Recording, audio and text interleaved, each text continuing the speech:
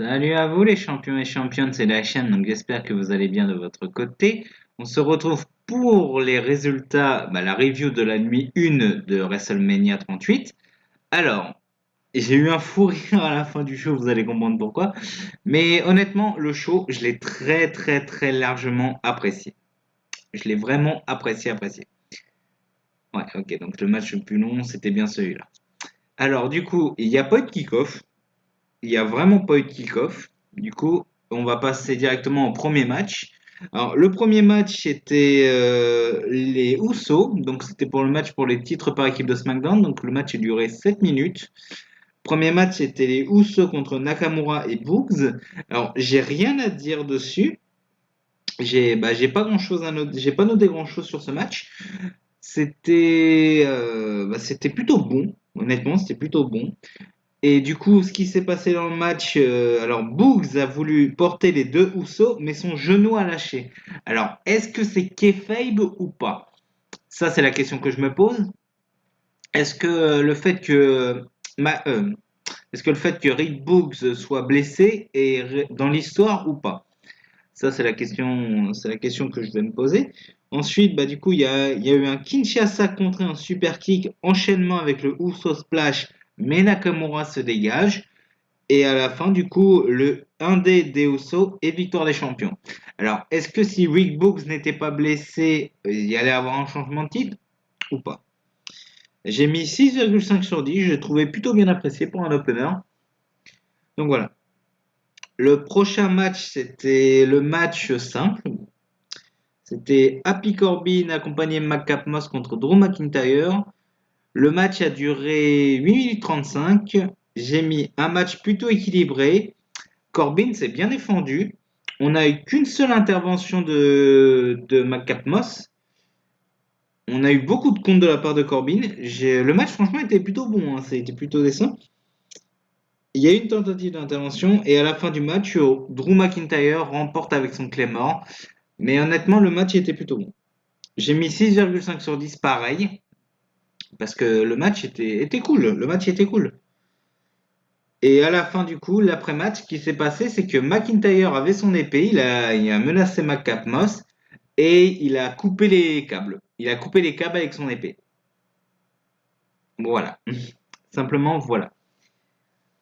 Prochain match qui a duré 11 minutes 15, c'était le match tag team, Le Miz et Logan Paul contre les Mysterio. Alors, j'ai beaucoup aimé les tenues de Mysterio. Rey Mysterio en tenue mexicaine et Dominique en tenue de... Excusez-moi. Dominique en tenue américaine. J'ai beaucoup apprécié. Honnêtement, c'était cool, très cool cette tenue. Oui, Logan Paul est venu avec une carte scellée de Pokémon. Alors, je ne sais pas laquelle c'est que de carte de Pokémon, mais à mon avis, c'est ce que j'ai vu, c'était les cartes Pokémon, les sets de base des années des débuts des années des fins d'années 90. C'était une carte set de base, mais je ne sais pas laquelle c'était.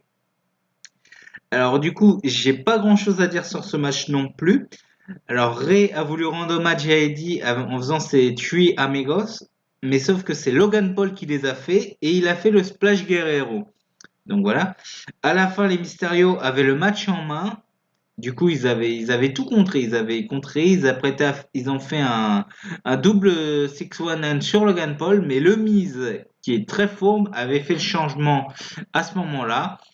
Et juste avant, et du coup, après les Mysterio Splash, le Miz arrive par derrière, Skull Caution Finale et 1, 2, 3 sur Rey Mysterio.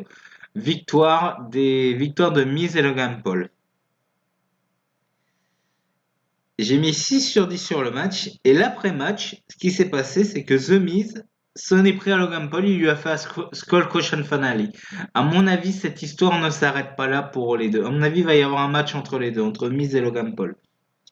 Le prochain match, c'est le deuxième match le plus long de la soirée. C'était pour le Raw Women's Championship, donc c'était Becky Lynch contre Bianca Belair. Alors, Becky est en mode agent secret et Bianca est en mode chef de fanfare. J'ai bien aimé ces tenues, sérieusement. J'ai vraiment bien aimé. Alors, Madame Aslam passait directement, mais Bianca se dégage. Il y a eu beaucoup de tombées. Bianca a fait le disarmer. Becky est très bonne contreuse. On a une souplesse de Bianca à l'extérieur. Ah oui, ce spot-là, Bianca était à la troisième corde, elle portait Becky Lynch, elle a lâché direct. Elle a lâché comme ça au-dessus d'elle, au-dessus de la troisième corde. 450 splash, mais dégagement. Kyodi de Bianca à l'extérieur, mais Becky arrive à... Becky ne se laisse pas avoir parce que quand elle remonte sur le ring, elle retourne à l'extérieur de l'autre côté. Madame Slam sur l'escalier. Bianca remonte à temps et à la fin, Bianca Belair arrive à placer son KOD et victoire de Bianca Belair. Note du match 9 sur 10. Le match était très très très très cool. Et nouvelle championne d'Euro, Bianca Belair. Honnêtement, j'ai rien à dire. Honnêtement, c'était très très cool. Le prochain match, du coup, c'était le match de Seth Rollins. Le match, c'est le plus long de la soirée. L'adversaire de Seth Rollins était choisi par Monsieur McMahon et apparaîtra avant le début du match. Et l'invité mystère, c'était Cody Rhodes. Il y a eu une ovation. Le public était à fond derrière Cody. Le match était très technique et le public est bien présent. Et il y a eu Pedigree, Crossroads, une sorte de RKO en l'air. Un Cody machin, je n'ai pas compris le nom de cette prise. On n'a pas eu de stomp de Rawlings, mais il l'a tenté plusieurs fois. Le match était très technique, très très cool. Meilleur match de la soirée, 10 sur 10. Si vous voulez voir un match de catch, regardez celui-là. Le match était très très très très très sympathique. Et à la fin du match, ce qui s'est passé, c'est que Rawlings a voulu tenter son Storm. Cody Rhodes est revenu. Il a fait un crossroad, deux crossroads. Il a fait un petit hommage à l'American Dream, son père, donc Dusty Rhodes. Après, un troisième crossroad et victoire de Cody Rhodes. Honnêtement, le match, rien à dire dessus. Donc voilà, victoire de Cody Rhodes. Le prochain match, c'était le deuxième match féminin. Donc, c'était le match pour le titre par équipe de SmackDown avec Ronda Rousey contre Charlotte Flair. Le match a duré 18 minutes 25. Une ovation pour Ronda Rousey à son arrivée. Ronda la joue très technique, mais Charlotte joue la force et la surprise. Et ce qui s'est passé, c'est qu'on a eu, une fin prévisible. Mais durant le match, on avait eu des Uncle Lock, on a eu une figure 8 contrée. On a eu tentative de armbar, mais soldée par un échec. On a eu plein de bonnes prises. Le match était assez violent. Et ce qui s'est passé, c'est que à un moment, Ronda fait une prise, je ne sais pas laquelle, je crois que c'est un slam. Ronda fait un slam. L'arbitre compte 1, 2, 3. Mais Charlotte avait son pied dans les cordes. Suite à ça, Charlotte a voulu faire sa figure fort. Sauf que Ronda pousse Charlotte sur l'arbitre et Charlotte fait un spear à l'arbitre. Hop, Ronda enchaîne avec son armbar. Charlotte tape, mais l'arbitre est KO. Ronda va chercher l'arbitre. Sauf que elle se fait surprendre par Charlotte avec un big boot et l'arbitre compte 1, 2, 3. La fin était prévisible. Ronda Rousey n'a pas gagné le titre pour Charlotte Flair. Malheureusement, Charlotte garde son titre, mais elle a un petit peu grugé quand même. Donc voilà, j'ai pas mis de note sur ce match-là, donc je vais mettre 8,5 sur 10 parce que le match était plaisant mais moins cool que celui de Bianca contre Becky. Et à la fin du show, du coup, nous devons avoir le KO Show. Ovation totale pour Austin qui rentre, qui repart et qui re-rentre avec son quad. Franchement, c'était très cool. Et ce qui s'est passé durant le segment, je m'en doutais. Kevin Owens a demandé un match contre Austin. Kevin Owens a demandé un match contre Austin en no holds barred match, donc aucune prise interdite, et il a accepté. Nous avons eu du coup Stone Cold Steve Austin contre Kevin Owens en no holds barred match. Le match a duré 14 minutes et tous les pièges tendus par Owens, il se les est pris. Et ce qui m'a fait marrer à la fin du match, c'est que Stone Cold était un peu dans le cirage. Owens est parti chercher une chaise. Il voulait frapper Stone Cold avec, sauf que Stone Cold esquive la chaise, tombe sur la corde et elle rebondit sur la gueule d'Owens. Ça m'a fait rigoler. Et du coup, ce qui s'est passé, c'est que du coup, Owens s'est pris le coup de chaise. Stunner de Stone Cold, 1, 2, 3. Victoire de Stone Cold Steve Austin. J'ai pas mis de note sur ce match parce que de base c'était un angle, mais si je devais mettre une note, je vais mettre quand même 7,5 sur 10 parce que il était très drôle. La fin était très drôle. Donc voilà. Bah écoutez les champions, c'est la fin de cette review. Donc je n'ai pas noté grand chose. Donc demain, nous aurons le New Day, Kofi Kingston et Kim Woods contre Sheamus et Ridge Holland avec Butch. Omos contre Bobby Lashley. RK Bro, Street Profit, Alpha Academy pour les titres par équipe de Raw. Queen Zelina, Carmella, Sasha Banks, Naomi, Liv Morgan, Rhea Ripley, Natalia Shayna Baszler pour les titres par équipe féminine. Edge contre Edge Styles, ça, ce match-là, je l'attends. Johnny Knoxville contre Sami Zayn en Anything Goes match, donc tout est permis. Pat McAfee contre Austin Theory et le match main event. Roman Reigns avec Paul Heyman contre Brock Lesnar, Winner Take All Unification Championship match. Alors ça, je ne sais pas comment ils vont pouvoir gérer tout ça, mais bon. Donc voilà. Mais franchement, le Cody Rhodes, je m'y attendais. Le match Stone Cold Steve Austin, j'y avais un petit peu pensé, mais je pensais pas qu'il l'aurait fait. Mais voilà, franchement, pour l'instant, la première nuit était géniale. Le Cody Rhodes Seth Rollins, rien à dire. Les deux matchs féminins étaient très bons. Le match Uso Nakamura Boogs, est-ce que c'était prévu comme ça? Je ne sais pas. Le Drew McIntyre Happy Corbin était correct, on va dire. Et Logan Paul Miz Mysterio était assez correct aussi. Donc voilà. Bah écoutez, ce que je vais faire, c'est que je vais couper la vidéo et demain, je vais faire une vidéo centrée en fait directement. Je vais faire une vidéo où il y a les deux trucs. Donc voilà. Demain, vous aurez la suite. Demain, j'enregistre la suite. Donc on se retrouvera tout de suite après pour la seconde nuit. À tout de suite les champions et championnes. Donc, nous avons fini la partie 1 de la WrestleMania la nuit 1. Donc, on va continuer avec la nuit 2. Alors, pour commencer, nous avons eu une entrée surprise de Triple H.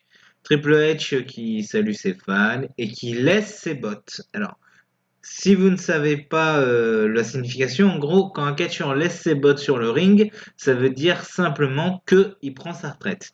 Voilà, Triple H, il est venu, il nous a fait un petit speech et il laisse ses bottes, donc franchement, je dis bravo à lui. Alors, du coup, nous allons commencer par le premier match. C'était RK Bro contre Street Profit contre Alpha Academy, donc le Triple Threat Tag Team match pour les WWE Raw Tag Team Championship.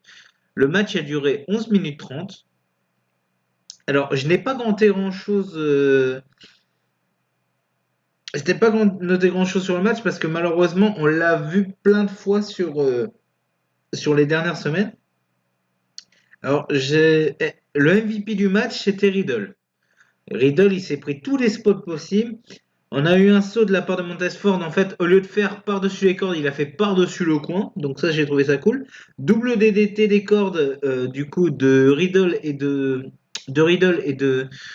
Orton sur les Street Profits, si je me trompe pas. RKO de Riddle sur les cordes. Alors ça, franchement, Riddle est monté sur les cordes. Il nous a fait une espèce de RKO via les cordes. Franchement, c'était cool.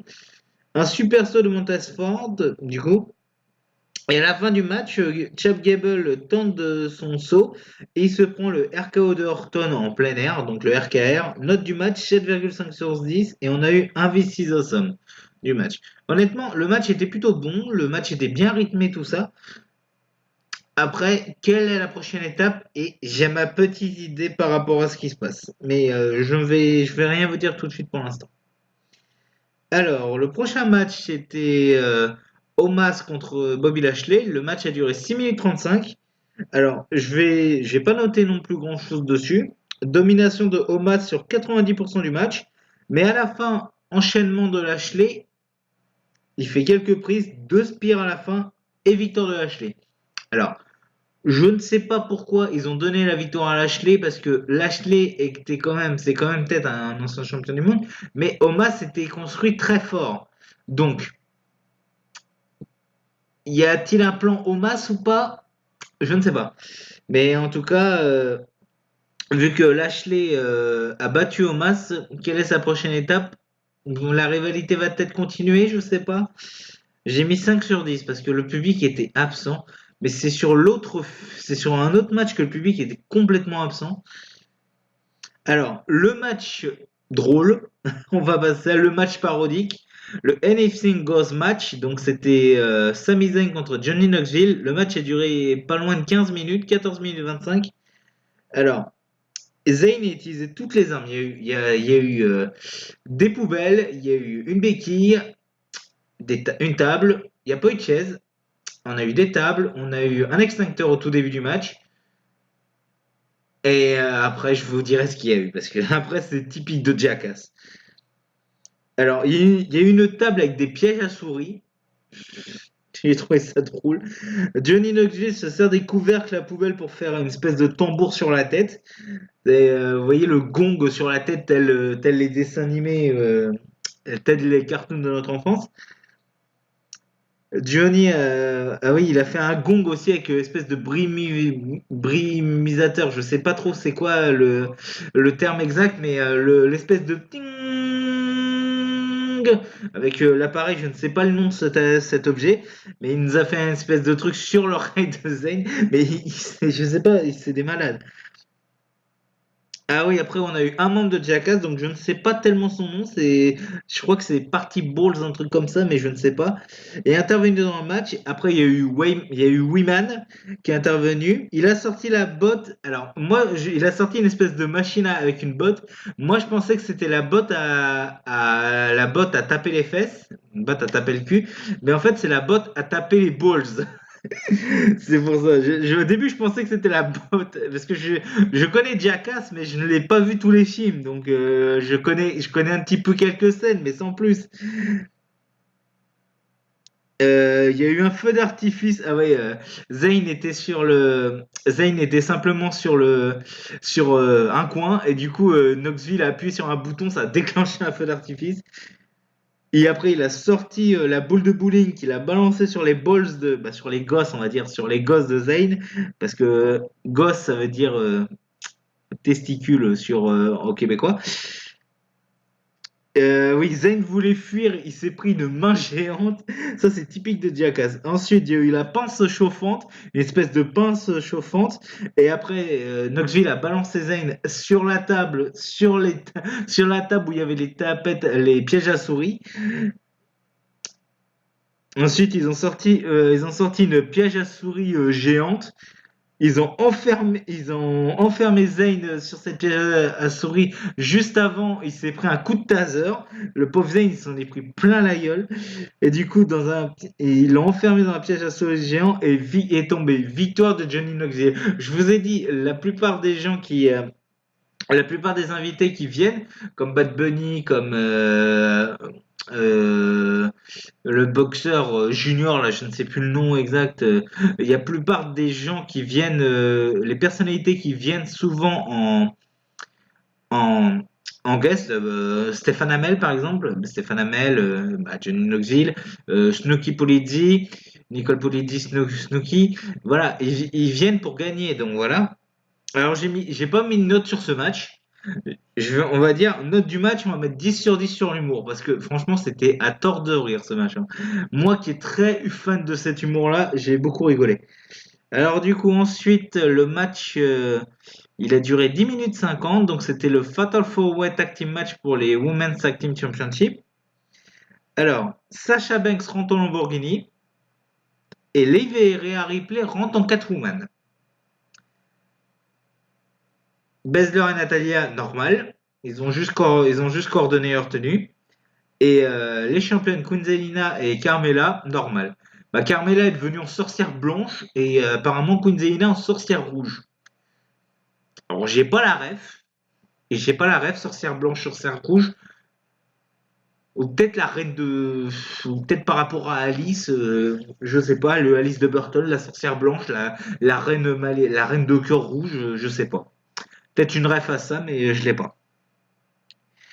Alors, les équipes Hill s'en prennent au face. Shayna s'en est pris directement à la jambe de Liv Morgan.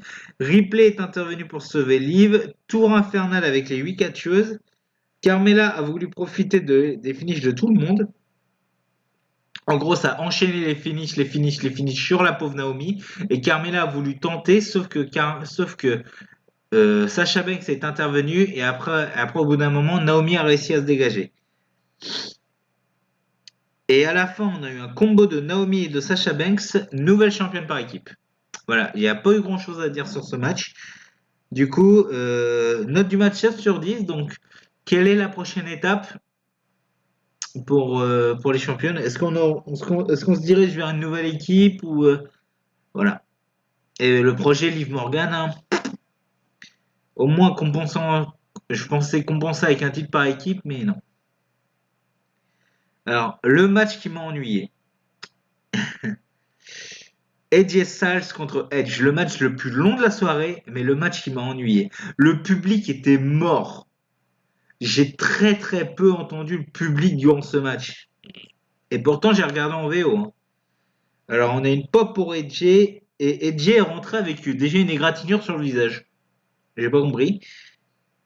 Le public était chaud vraiment au tout début, et après, il s'est endormi. Edge qui nous a fait un STF, on a eu une belle superplex sur l'éperon du ring.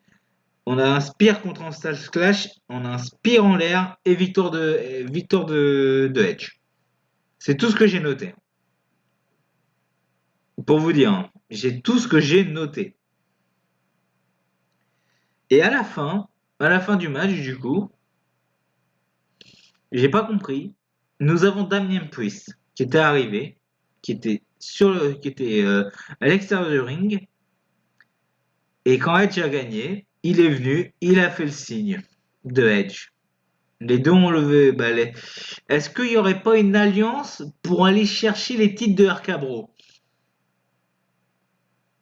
Non, sérieusement, dites-moi. Est-ce qu'il n'y aurait pas une alliance pour aller chercher les titres de RK Bro? Moi, c'est ma théorie. Dites-moi votre avis. Dites-moi votre avis. Alors, note du match 6 sur 10. Le match, il était pas mauvais, hein. Le match était bon. Il y avait des bonnes prises, il y avait des bons comptes. Les deux se concordaient pas mal. Mais le public était absent. Et je me suis à moitié endormi durant ce match. J'étais fatigué, j'arrêtais pas de bailler. Et le match était très long. Alors là, la blague. Là, nous aurons la blague. Le tag team match entre le New Day, Sheamus et Ridge Holland.